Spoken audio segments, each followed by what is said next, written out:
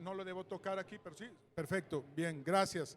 Bueno, me gustaría comentarles que la conmemoración de los 200 años de la sí, me gustaría comentar que está en el marco de la celebración de estos 200 años del Bicentenario y del Bicentenario de la Declaración del Estado Libre y Soberano de Jalisco, pues justamente el Estado de Jalisco hace toda una gran campaña para justamente difundir lo que es este aniversario de Jalisco y por qué es tan importante. Y antes de iniciar con mi ponencia, me gustaría compartirles un video del gobierno del Estado que justamente nos ayuda a entender la trascendencia y la importancia de estos 200 años de un Estado libre y soberano como el de nosotros, que es el de Jalisco. ¿Les podría pedir, por favor, si corren el video? Gracias.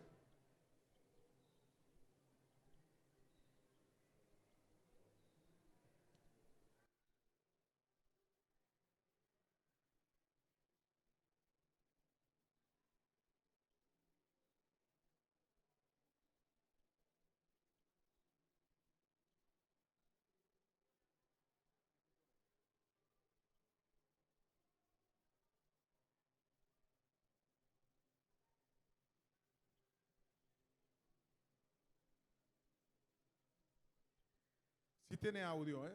Si no, no pasa nada, nos vamos a la primera lámina.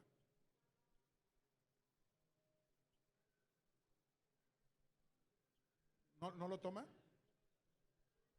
Ok, no pasa nada, ¿eh? Bien.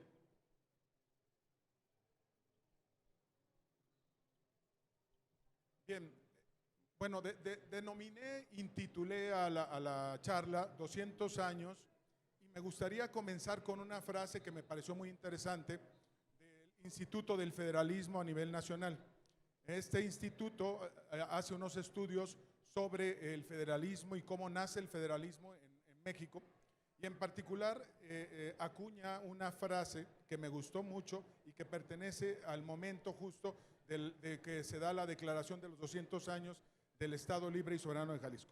Dice, y que creo que engloba muy bien lo que aquí se va a verificar en esta charla. Dice, ya es tiempo de que os gobernéis por vosotros mismos en todo lo interior del Estado para evitar males que os han acarreado los anteriores gobiernos. Creo que esta frase engloba muy bien lo que justamente vamos a analizar hoy en el marco de esta charla. Decirles que esta es una charla entre amigos, entre compañeros, entre ciudadanos, que dista mucho de ser una cátedra histórica. Más bien es una búsqueda por resaltar la importancia de tener un Estado libre y soberano como el de Jalisco, y que aquí se haya gestado por primera vez a nivel federal esta circunstancia. Jalisco es el primer Estado a nivel nacional que se declaró soberano, libre e independiente. Eso es lo primero que hay que decir. Y comentarles que para esta charla, pues opté por irme de lo general a lo particular, llevar un método para ustedes, para que ustedes para yo poderme explicar un poco mejor sobre a dónde quiero llegar y el puerto a donde quiero llegar, le voy a poner una metodología. Esto es, voy a ir de lo general, de lo que pasaba en el mundo en los siglos XVII y XVIII, hasta llegar a todo lo que pasó en el siglo XIX en Jalisco. Entonces, pues siguiendo esta lógica, me gustaría pasar a la siguiente lámina, que es esta, el propósito. ¿Cuál es el propósito de esta charla? En el propósito de esta charla, pues me gustaría dialogar con ustedes sobre lo siguiente, sobre el hecho en sí mismo, sobre el acto jurídico, en qué consiste el acto jurídico de habernos declarados libres y soberanos, sobre el contexto en el que se dio, sobre sus personajes y por último, sobre la trascendencia que tiene este acto jurídico de declararnos libres y soberanos antes que cualquier otra entidad a nivel federal en este momento. Y bueno, decirles que ya no sé dónde dejé esta cosa, aquí está. Bien, entonces, como les planteé el asunto, me voy a ir de lo general a lo particular. Y en la idea de que todos ustedes, sobre todo los niños que nos están acompañando y todos ustedes, tengan la posibilidad de irme acompañando y yo irme explicando sobre a dónde quiero llegar. Y entonces comenzaré con lo que pasaba en el contexto global. En el contexto global, y bueno, antes de entrar al contexto global, quisiera puntualizar algunos conceptos que serán fundamentales para entender la charla de hoy. Por ejemplo, estas son algunas formas de gobierno que han adoptado muchas naciones en el mundo. No las vamos a ver ahora todas, pero que sí que tengan ustedes como referencia las diferentes formas de gobierno a que puede concurrir un pueblo en su ejercicio de libertad. Tenemos una dictadura, puede haber dictaduras, puede haber aristocracias donde hay un gobierno de ricos y de notables, hay oligarquías donde también gobierna un pequeño grupo de personas. Hay una monarquía que tiene unas variantes, pueden ser constitucional, parlamentarias, pueden ser camerales, bicamerales. También tenemos las democracias que desde el mundo griego, desde el siglo V antes de Cristo, pues ya las venimos conociendo a partir de los individualistas y sus propuestas. Bueno, una democracia diferente, porque recuerden que los griegos pues entendían la democracia de una manera diferente. También tenemos plutocracias, que son gobiernos exclusivamente gobernados por personas pudientes, ricos, adinerados y poderosos. También tenemos los socialismos utópicos, científicos, comunistas, etcétera. Y también tenemos otro tipo de gobiernos como son los conservadores y los gobiernos liberales. Y por último, dejé al último uno que para nosotros es fundamental el día de hoy, que es los gobiernos republicanos. Los gobiernos republicanos tienen sus variantes. También pueden ser centralistas, federalistas, unicamerales, bicamerales y con cámaras de diputados, con cámara de senadores. Pueden ser parlamentarios como en Cámara de Lores, de comunes, como en el caso de Inglaterra. Entonces, pues una vez que ya senté estos conceptos, entonces sí me gustaría pasar a la siguiente lámina, que es justamente comenzar a contextualizarnos.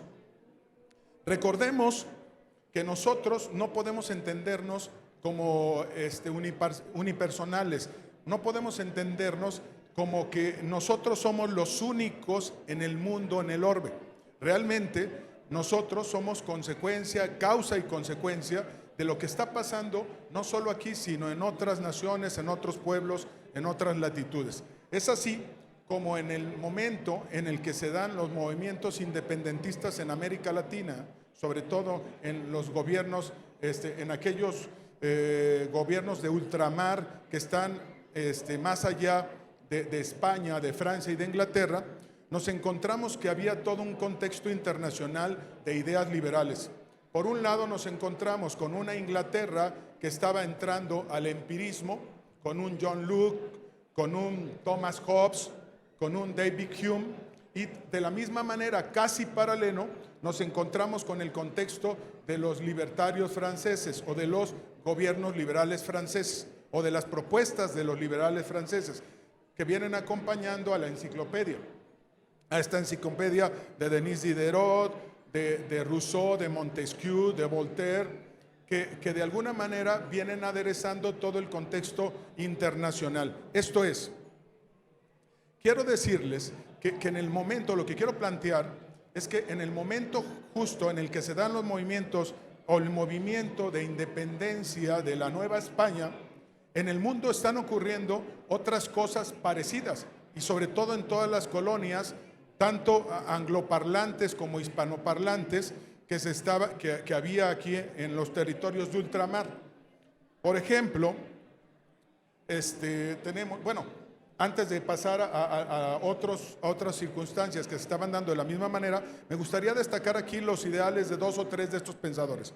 Por ejemplo, tenemos el caso de la publicación del gobierno civil de John Locke en Inglaterra, en el marco del empirismo. Y también me gustaría destacar la publicación del contrato social de Rousseau.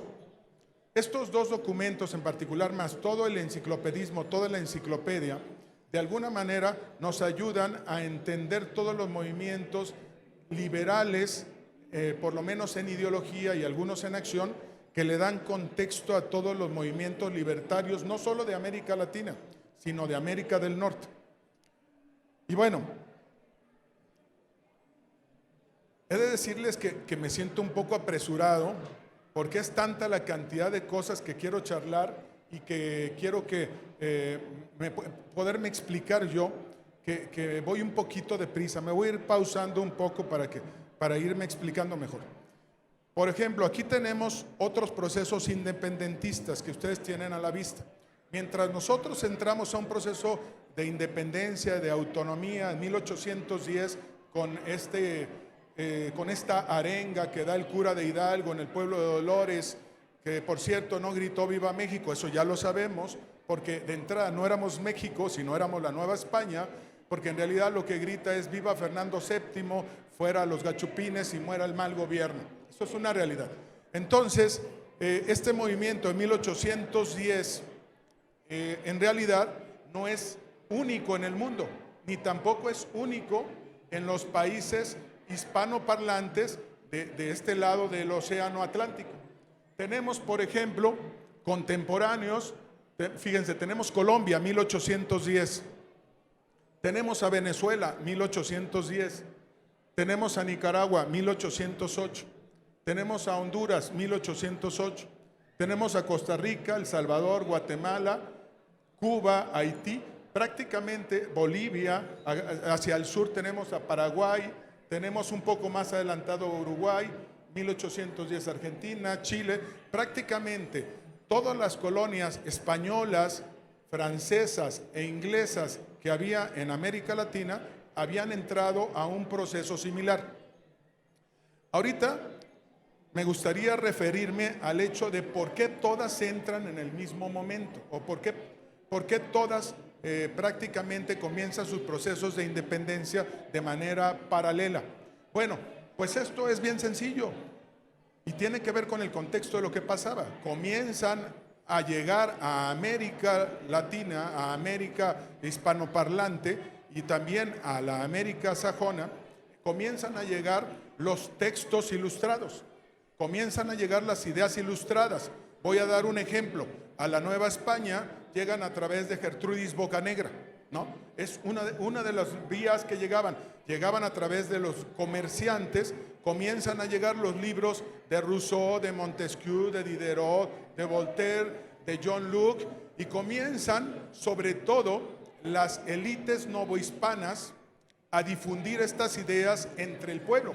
Bueno, primero las hacen historia, las analizan, las comienzan a comprender, donde juega un papel muy importante el clero. Recuerden ustedes que en muchas partes de estos movimientos independentistas, el clero juega un papel fundamental, porque es el mismo clero quien traduce las obras, quien las interpreta y quien las difunde. Tenemos el caso muy concreto del cura de Hidalgo. El cura de Hidalgo, Miguel, él le llegaban las obras francesas, las traducía, hacía tertulias en lo que antes era Valladolid, hacía análisis de contubernio, porque se reunía. Incluso acuérdense que el cura fue excomulgado, tuvo una excomunión por el mismo obispo Abadi Queipo, que se reunía con él a analizar las ideas ilustradas.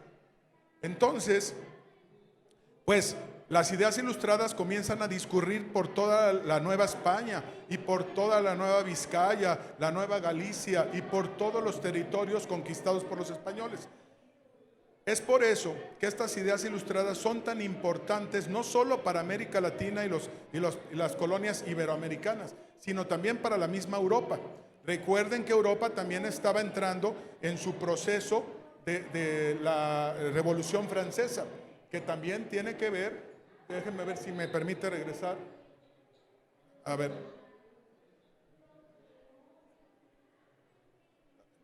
Creo que me está fallando el clicker. Ahí está.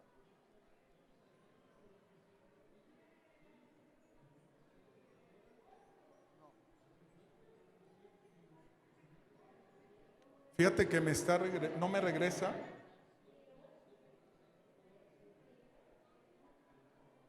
No me regresa.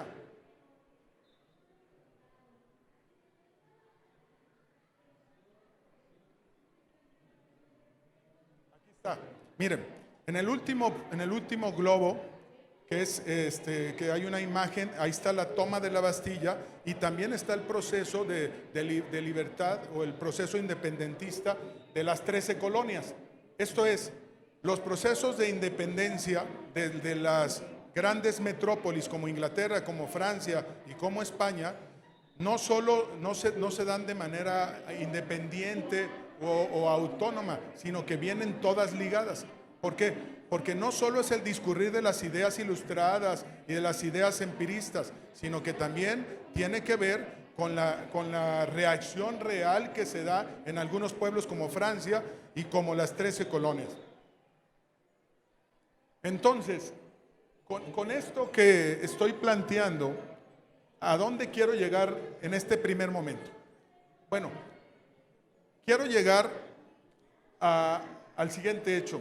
El contexto era muy importante, era muy importante. Recuerden también que muchas de estas colonias fueron saqueadas y habían generado una estratificación social muy importante al interior de las colonias. Esto no gustaba. Me refiero en particular a la Nueva España. En particular a la Nueva España hay que decir, por ejemplo, que había tantas castas como se les ocurra. Tente al aire, coyote, sambo, mulato, negro, mestizo, castizo, negroide, sambo, tente al aire, criollos. Y entonces la estratificación social más el estado de sustracción que habían generado las metrópolis sobre estos territorios ya tenía cansados a los pueblos. Agréguenle a esto que llegan todas las ideas ilustradas y además agréguenle las ideas autonomistas de algunos pueblos o algunas naciones concretas, como por ejemplo en la Nueva España, los criollos que se sentían más merecedores de estos territorios que los mismos chapetones o peninsulares. Entonces nos encontramos con que había un caldo de cultivo muy importante. El contexto es muy importante. ¿Por qué? Porque tenemos un pueblo vejado, una situación indígena donde los indígenas eran maltratados. Aquellos que han ido a Guanajuato, por ejemplo, que se han metido a la mina de Rayas, a la mina de la Valenciana, que encuentran, por ejemplo, y se ponen a dialogar y ven la vida que tenían los tenateros. Los tenateros trabajaban 18 horas, 20 horas cargando a lomo plata, cromo, oro y manganeso que se utilizaba para hacer los polvos en Europa.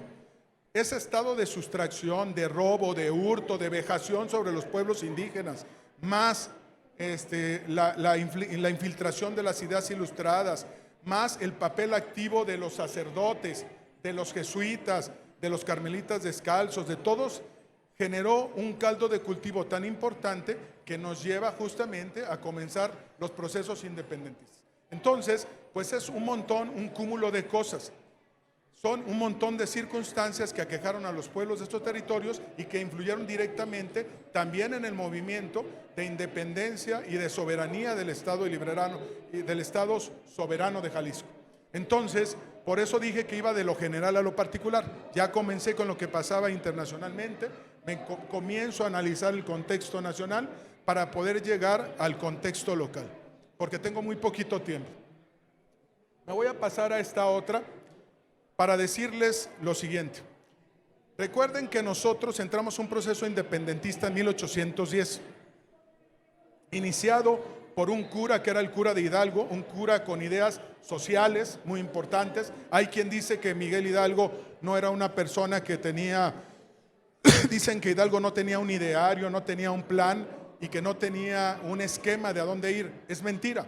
Hay que leer a Hidalgo, hay un documento de él que incluso lo tuvo en intercambio con Morelos, que le sirvió de base a Morelos para construir los sentimientos de la nación, donde el cura Hidalgo pues tenía un ideario, tenía un sentido de levantamiento.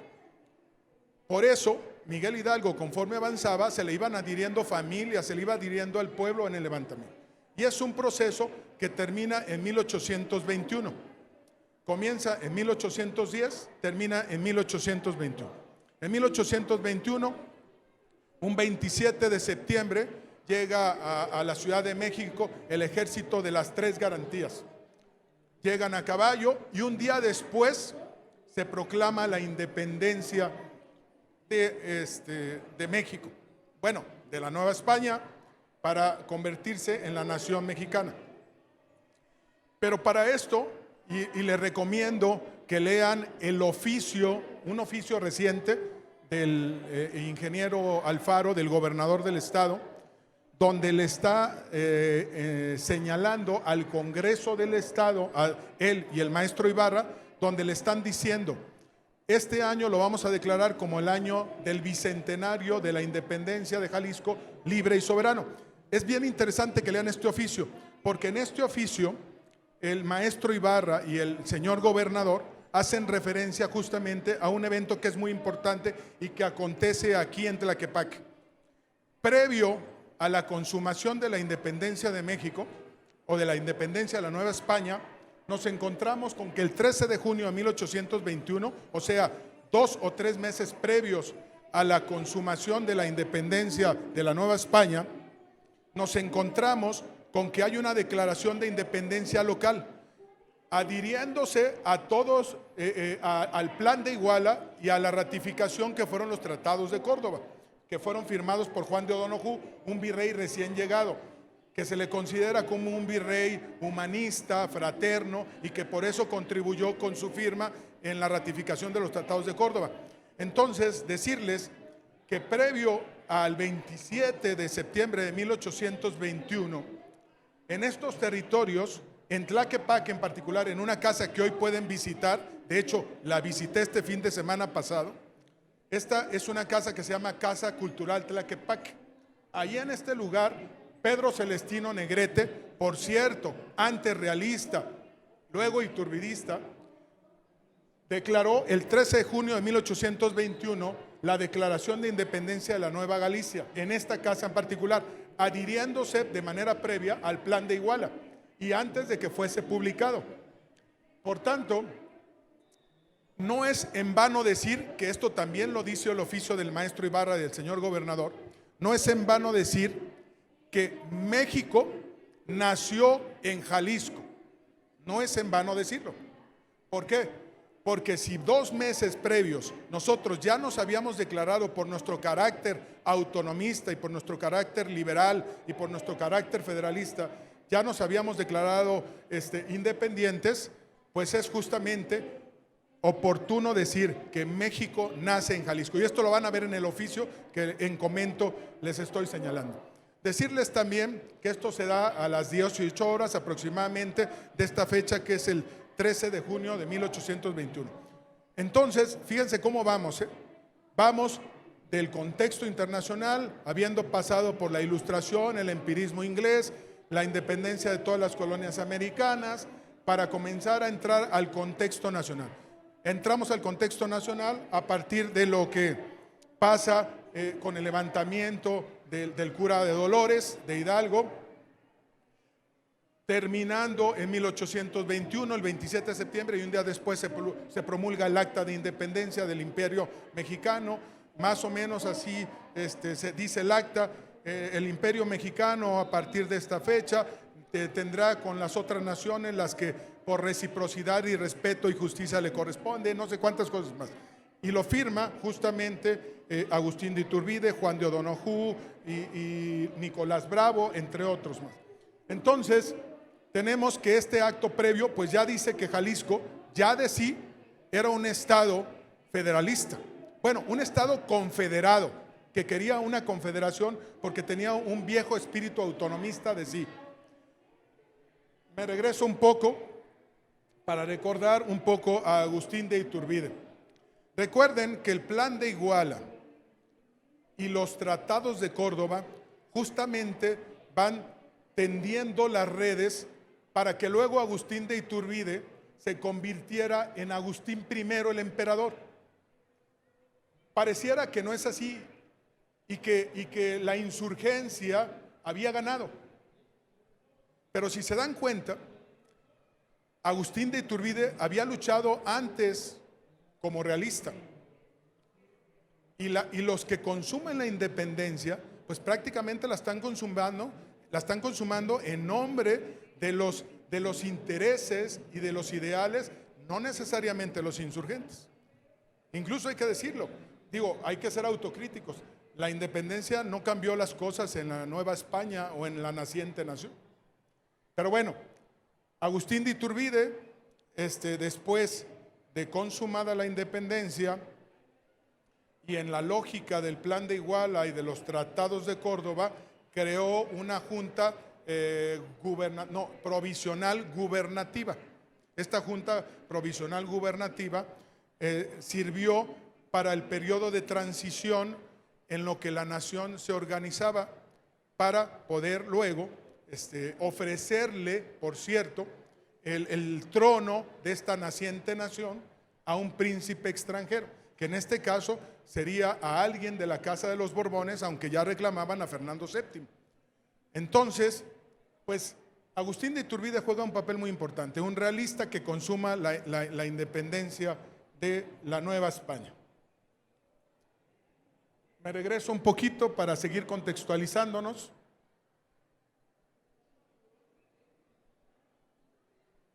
A ver, permítame. Ahí está. Si se fijan en el centro, le denominé una nación en construcción. Esto, cuando me ha tocado dar clases, estar frente a grupo, lo planteo de la siguiente manera. Hoy entra el ejército trigarante con sus caballitos, ¿no? Entra triunfal, no sé si entra por Paseo de la Reforma, creo que entra por Paseo de la Reforma, y luego llegan al centro de la Ciudad de México, se declara la independencia. Al día siguiente se declara el acta de independencia, se escribe y se promulga el acta de independencia. Pero la pregunta es, ¿y ahora qué? ¿Y ahora qué? Ya somos independientes. De facto, somos independientes nomás porque alguien lo dijo. Pues no. Justamente nos encontramos todo esto que tienen aquí atrás. Una nación que decide construirse a partir del 28 de septiembre de 1821. Fíjense cómo seguimos en el contexto. Jalisco no es libre y soberano de a gratis y por sí solo en el marco de la nada. Está en el marco de un todo, y ese todo nos lleva a concluir como una nación, como un Estado libre y soberano. Pero vean lo que pasaba en México. ¿Centralistas o federalistas? ¿Qué queremos ser como nación? ¿Conservadores o liberales? ¿Iturbidistas o queremos un príncipe extranjero? ¿Tenemos intereses personales o colectivos? ¿Queremos que nos gobiernen los chapetones, los gachupines? ¿O queremos que nos gobiernen los criollos? ¿O no importa? Al final estábamos a gusto. ¿Queremos una república absoluta o parlamentaria? Así se encuentra la nación, al día después del 28 de septiembre. Regionalismos, ojo a este tema, lo encerré en amarillo por un tema particular. Regionalismos, o queremos lo que está, y si les suena esto, piensen en lo siguiente. Voy a salirme de todo el contexto de lo que estoy diciendo por una cosa bien concreta. Hoy Jalisco recibe 17,000 pesos por alumno para educación, para ser educado.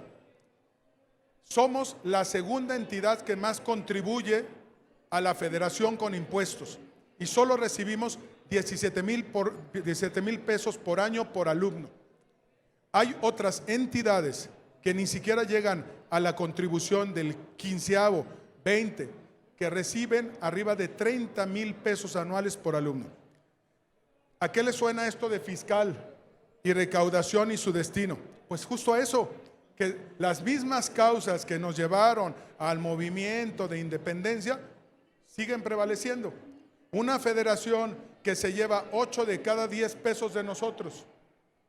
Una nación que en aquel entonces se llevaba los mismos 8 de cada 10 pesos, pero en aquel entonces. Bueno, entonces, otro de los derroteros era, tenemos interés aquí en Jalisco por lo fiscal y sus destinos. Otro elemento que no se ha dialogado aquí, pero que es bien interesante analizar. Hay quien dice que Miguel Hidalgo era un masón. Hay quien dice que Miguel Hidalgo fue un iniciado en la calle de las Ratas, número 8, hoy calle de Simón Bolívar en la Ciudad de México, bajo el rito escocés. Si esa es esa lógica, entonces la masonería ya había estado en medio del marco de la independencia y es un elemento que no había tocado yo. Esto es, recuerden que para el 23 y el 24 la masonería ya estaba aquí de manera formal y seria. Sus libros de historia de los que estamos aquí ya lo dicen, ¿eh? Joel R. Poinsett trajo el rito yorquino y Guadalupe Victoria, que es Miguel Adaucto Ramón Félix y Fernández, alias Guadalupe Victoria, ya había traído el rito escocés. Dicho de otra manera, en el marco de todo este juego entra la masonería. La masonería también ya influía en las decisiones de la naciente nación. Vean todo el marco del contexto, para llegar luego a Jalisco. Borbonistas, progresistas, ¿qué somos? ¿O republicanos? ¿O qué queríamos ser? Más bien, no qué somos. ¿Qué queríamos ser en 1821, 28 de septiembre? ¿Realistas o insurgentes? ¿Queríamos seguir con los realistas o queríamos seguir insurgentes? Acuérdense que la consumación de la independencia se la debemos a un realista. Españoles o criollos, esto ya lo dije. Bueno, ese es el guacarroc de ese momento. Eso es lo que pasó al día inmediato después. Entonces, este grupo de libertadores encabezados por Iturbide, pues justamente crearon la Junta Provisional Gubernativa que gobernaría hasta que Iturbide se convierte en emperador. Me regreso un poquito para Iturbide, para que vean las fechas. ¿No quiere este juego? Ahí está. Iturbide asciende al trono el 21 de julio de 1822. Recuerden que está sepultado en la Catedral Metropolitana, no con todos los otros próceres independentistas. Y concluye el 19 de marzo de 1823 bajo la lógica de una abdicación, consecuencia del plan de la Casa Mata. ¿De acuerdo? Bien, entonces, ¿por qué es importante Iturbide hoy como referencia? Bueno, porque cuando el plan de Casa Mata o de la Casa Mata, que es un plan del 1 de febrero de 1823, se da, pues en Jalisco ya era todo una situación, yo le llamaría de intento de organización progresista en favor de la confederación.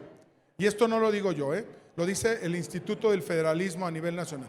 Inicialmente Jalisco no iba por el federalismo, iba por la confederación.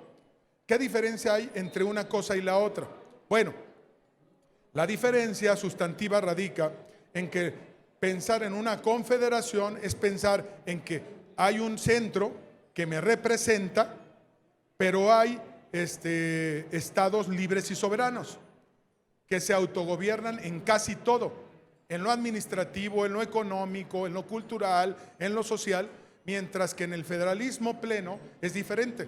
Los estados entregan una parte de su soberanía al centro, o sea, a la posibilidad de que desde el centro haya poderes que los gobiernen, que en el caso de lo que ha pasado aquí, pues tenemos hoy un ejecutivo, un legislativo y un judicial a partir de las diferentes constituciones, 1824 federal, 1836 central, ahí también surgen las bases orgánicas, luego 1857 federal, 1917 federal. Más o menos esta lógica hemos seguido. Bien, sigo en este tema allá. Pues sí le apunto para allá, brother, pero no me deja, Bien, comienzo a bajar al contexto local, porque se me está acabando el tiempo también. ¿Qué pasaba ahora sí en el contexto local? A diferencia del concierto nacional, ya pasamos por el mundo, ya pasamos por las independencias de América Latina, de América del Norte, la Revolución Francesa, la Declaración de los Derechos Humanos de finales del siglo XVIII. Luego, ¿qué pasaba a nivel local? ¿Qué contexto había que facilitó que fuera un caldo de cultivo de las confederación o del federalismo? Bueno, pasó, y esto lo tenía muy claro Luis Quintanar, que el federalismo aparecía como una respuesta muy vinculada al autonomismo que en esta localidad de la Nueva Galicia, luego provincia de Guadalajara, se daba. Había una poderosa élite sustantiva, muy importante, ricos comerciantes. Además, acuérdense que cuando inicia el movimiento libertario de la Nueva España, los puertos de Tamaulipas, el de Tampico en particular, había dejado de funcionar porque en 1813 lo habían tomado los insurgentes. Y en el occidente, el puerto de San Blas comenzaba a funcionar y sirvió de intercambio de mercancías con América del Sur, con Asia y con Europa. Y esto le dio una preponderancia económica muy importante a la región. O sea, había un cúmulo de comerciantes que comienzan a empoderarse y que le dan a la entidad, bueno, a la provincia de Guadalajara, le dan una movilidad económica importante. Luego tenemos una tradición autonomista que también nos lleva a la idea de que desde las regiones se puede construir también nación. También tenemos hacia finales del siglo XVIII la fundación del consulado, la creación de la universidad, de lo que hoy es la Universidad de Guadalajara en 1791. Europa, ahí puse a San Blas. Tenemos la Junta Patriótica de la provincia de Guadalajara, que comenzó a fomentar la cultura, la ciencia y el arte. Y también tenemos la creación de las intendencias, pero también algo bien interesante. El federalismo se ve como una solución política de emergencia. El federalismo o la confederación, porque se hablaba indistintamente de una cosa o de otra, se convierte en una solución para el conflicto nacional, sobre todo ante la abdicación de Agustín de Iturbide. ¿Por qué? Porque volvía a haber otra vez un vacío de poder que nos llevaba de nuevo a pensar en la posibilidad no de autonomizarnos ni de separarnos, porque nunca Jalisco ha sido separatista, nunca de los nunca, y esto quiero dejarlo por sentado. Cuando Jalisco hablaba del federalismo desde el 22 con Luis Quintanar y con toda la diputación de Guadalajara, nunca hablaban de separatismo, nunca se ha hablado de separatismo. Jalisco siempre fue un estado progresista en favor de una república federal. Esto sí es importante destacarlo. Esto era lo que pasaba.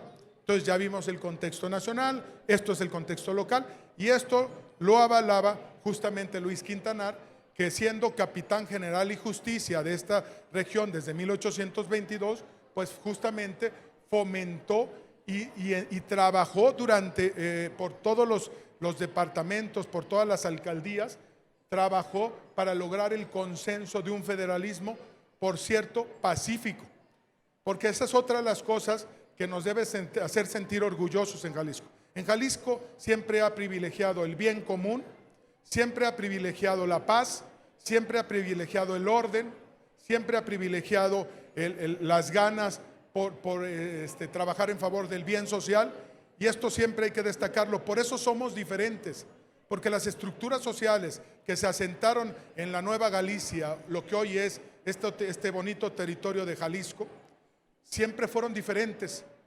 Recuerden que los primeros españoles que tardaban 2 meses en llegar a estos territorios, los que llegaron allá los que llegaron a Zempoala en la época de Cortés, eran otro tipo de españoles a los que llegaron a estos territorios del occidente. Esos primeros españoles que llegaron y acabaron con los zempoaltecas, y que luego pasaron por encima de los tlaxcaltecas, y que luego pasaron por encima de los aztecas, mexicas, tenochas, aztlanes, como les queramos llamar, eran otro tipo de españoles que habían salido de los puertos de España bajo la promesa de libertad y de territorios. Nosotros en estos territorios de la Nueva Galicia éramos diferentes. Nuestra estructura social siempre ha sido diferente. Nosotros en Jalisco, y es una de las cosas que hay que destacar, y por eso estamos felices de cumplir 200 años libres y autónomos, es justamente porque somos una entidad que está siempre echada para adelante, donde el pueblo, los que nacimos aquí y los que llegan aquí, entienden que no hay otra cosa más que ir por el bien común y el respeto y las libertades bien dirigidas. Por eso estamos de pláceres en este momento. Bien, estos son, no los voy a dejar, si gustan puedo compartir la presentación, son algunos de los documentos que circularon desde 1822 y que sirvieron para que hubiera suficientes textos, suficientes oposiciones por escrito para que se pudiera consolidar el hecho de encontrarnos con un Estado libre y soberano de Jalisco. Incluso ahí les pongo por ahí el iris de Jalisco, que también fue sancionado en su momento por promover ideas federalistas. Esto se los dejo si lo necesitan, ¿no? Por aquellos que lo quieran. Bien, el momento oficial. Y esta frase se la escuché al señor gobernador, esta segunda, ¿cómo nace un Estado? Eso lo planteó cuando se presentó el libro del maestro Ibarra en el Colegio de Jalisco. Cuando le toca su interlocución, el señor gobernador dice, ¿cómo nace un Estado? Ya pasamos por el concierto internacional, el nacional, el local, el provincial. Ahora la gran pregunta es, ¿cómo nace este Estado libre y soberano de Jalisco? Bueno, pues este Estado libre y soberano de Jalisco nace con este documento. El 16 de junio de 1823, en sesión extraordinaria de la Diputación Provincial de Guadalajara, se declaró el pronunciamiento de erigir a esta provincia en Estado soberano federado con los demás de la grande nación mexicana con el nombre de Estado Libre de Jalisco o de Jalisco. La traducción es Jalisco. Este es el acto jurídico. Y este acto jurídico, por cierto, se materializa con este documento. ¿Por qué lo puse? Porque yo mismo me hacía esta pregunta cuando estaba planteando el diálogo con ustedes. A ver, ¿qué celebramos? ¿Cuál es el acto real jurídico que celebramos? Porque sí, bueno, allá tenemos un stand que dice 200 años del bicentenario del Estado Libre y Soberano de Jalisco. ¿Pero qué celebramos en concreto? Bueno, pues celebramos en particular que la nación, que el Estado de Jalisco o la provincia de Guadalajara se convierte en un Estado que es el de Jalisco. Y este documento, que es el plan de gobierno provisional del nuevo gobierno del Estado de Jalisco, es el que realmente contextualiza legalmente de lo que estamos hablando. Ustedes pueden leer ahí el artículo. Me refiero al primero. La provincia conocida hasta ahora con el nombre de Guadalajara se llamará en lo sucesivo Estado de Jalisco. Me voy al 2 solamente por mencionar. Bueno, al 3. El Estado de Jalisco es libre, independiente y soberano de sí mismo y no reconocerá otras relaciones con los demás estados o provincias que las de fraternidad y confederación. Ven, ahí está el tema de la confederación de nuevo, ¿ya lo vieron? Se utilizó indistintamente federación o confederación, aunque lo que queríamos en Jalisco era ser confederados para tener más autonomía. Bueno, este es el documento, esto es lo que celebramos. Entonces, a partir del 16 de junio, que en este marco del 16 de junio aquí en Jalisco tendremos una gran celebración, como ya ha venido pasando a lo largo de este año, y si se fijan, nosotros desde el gobierno del Estado estamos orientando todas nuestras actividades a la celebración de los 200 años, que será el 16 de junio de este 2023. Bueno, este documento ahí lo tienen también, si lo quieren para ustedes. Esta es la segunda parte, me hizo unas capturitas de pantalla. Y bueno, ¿quiénes son los grandes próceres de este movimiento libertario de la entidad? Tenemos al cura de Atotonilco, al que se le encargó la redacción de este documento que acabamos de ver, coordinador de la redacción del documento de creación del Estado de Jalisco. Él coordinó siendo diputado de la provincia de Guadalajara. Tenemos a Luis Quintanar, que era el jefe militar y primer gobernador de facto. Él fue gobernador de facto. la Diputación Provincial de Guadalajara, que también fue muy importante. Esta Diputación Provincial siempre fue de la mano con Luis Quintanar desde 1822. Siempre hubo muchas proclamas en favor de la Federación y de la Confederación y de la Declaración de Autonomía del Estado. Prisciliano Sánchez, primer gobernador de Jalisco. Miguel Ramos Arizpe, Crescencio Orejón y Lorenzo Zavala, ideólogos. Los obispos Fray Antonio Alcalde y Juan Ruiz de Cabañas. También el intendente Jacobo Ugarte Loyola, que siempre estuvo a favor de los federados. Y el cura Francisco Severo Maldonado. Hay otros tantos más. Ahorita solo me encargué de poner solo aquellos que para los efectos de estas celebraciones y de esta charla entre amigos era importante. Pero bueno, hay otros más, ¿no? Para ir cerrando, estas son las imágenes de los tres, pues yo podría decir, más representativos. Me regreso un poquito. El primero es, no me regresé, el cura de Atotonilco, José de Jesús Huerta Leal, lo van a encontrar. Luego van a encontrar a Luis Quintanar y a Prisciliano Sánchez, que de hecho ahí están. En ese orden. El último es Prisciliano Sánchez, Luis Quintanar y el cura. ¿De acuerdo? ¿Hasta aquí me he explicado? Fíjense bien la frase que puse abajo. Es muy importante. Se le debe a Prisciliano Sánchez. Nos anticipamos a darnos lo que desconfiábamos obtener del Congreso Constituyente del 23.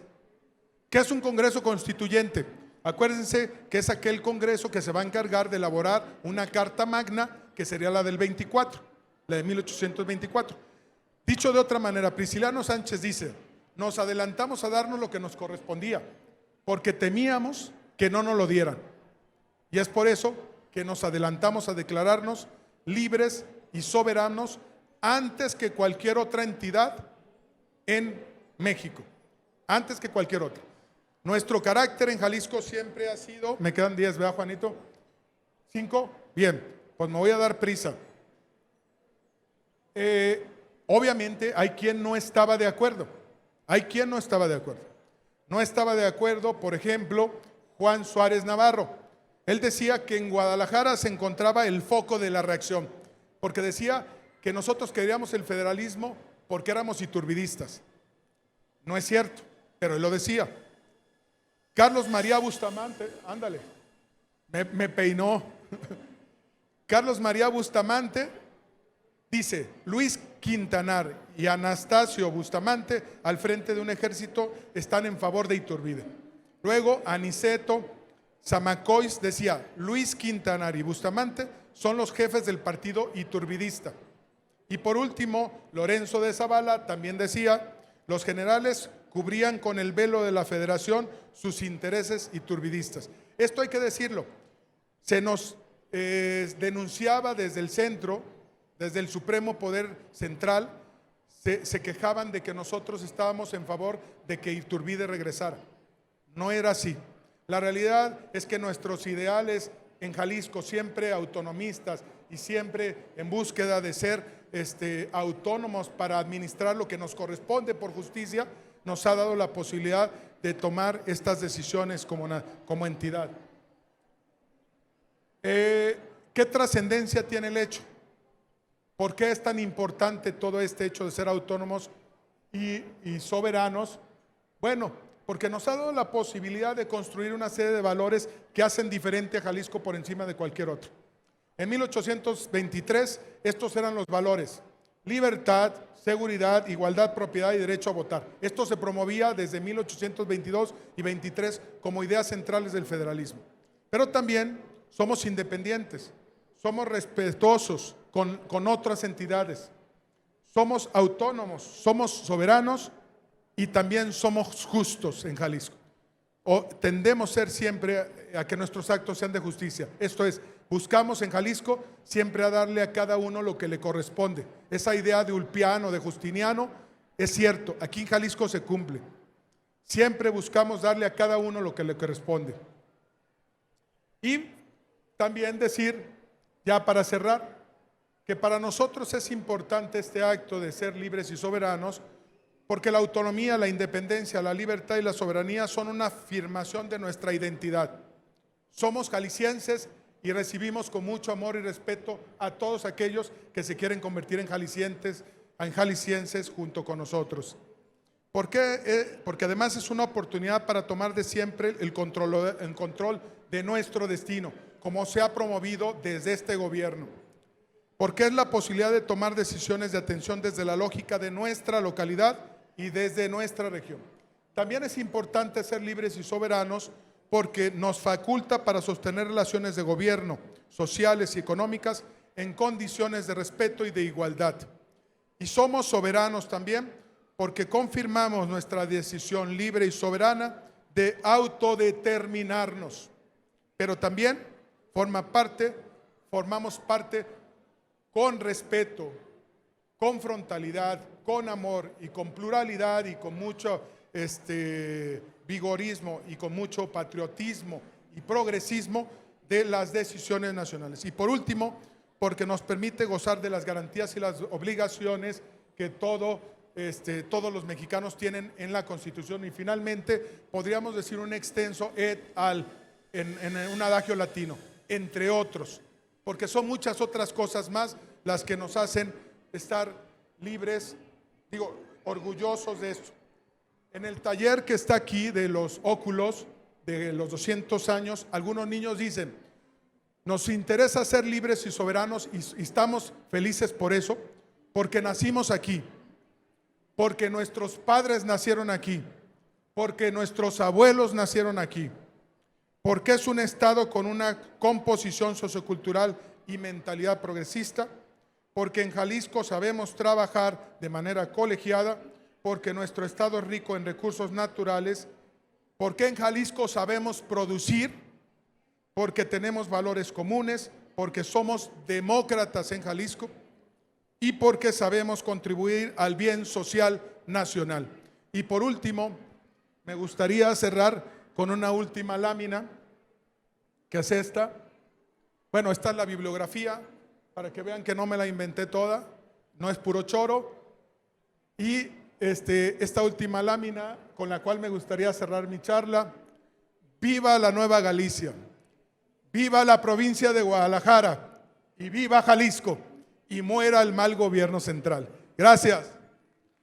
Fuerte el aplauso para el director de programas compensatorios y de apoyo a la Secretaría de Educación, Alfonso Enrique Oliva Mojica, y para entregarle el reconocimiento por esta gran charla que nos acaba de dar sobre los 200 años que estamos celebrando libres y soberanos de Jalisco, la directora de becas de la Secretaría de Educación Jalisco, Gabriela Jauregui. Gracias. Gracias. Gracias a todos los que estuvieron aquí. Bien, pues agradecemos nuevamente al maestro Alfonso Enrique Oliva Mojica por transitar en la historia de Jalisco, esta breve conferencia, porque en una hora nos hizo aterrizar casi 200 años de historia, pero sabemos que nos falta mucho por conocer sobre nosotros mismos como Estado libre y soberano. Se entrega la presente reconocimiento por parte de la Secretaría de Educación al maestro Alfonso Enrique Oliva Mojica por su participación en la conferencia. Muchas gracias. Muchas gracias a todos. Gracias. Un fuerte aplauso, por favor. Súper interesantes todos estos datos. Démosle un fuerte aplauso para despedirlos del escenario. Muchísimas gracias.